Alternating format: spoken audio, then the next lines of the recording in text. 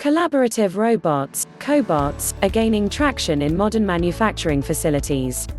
Prices have steadily fallen into the realm of affordable for most small and medium-sized manufacturers. By offloading the repetitive portions of a human counterpart's workload, the cobot increases overall output, accuracy, and safety.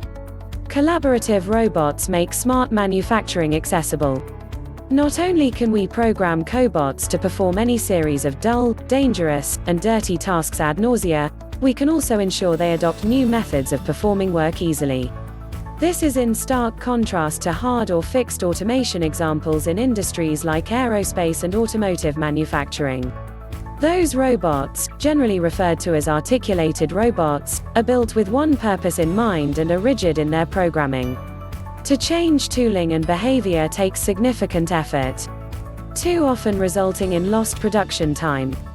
These robots even risk becoming obsolete as production changes over time. Collaborative robots can be reprogrammed and equipped with novel end-of-arm tooling to complete an array of complex tasks.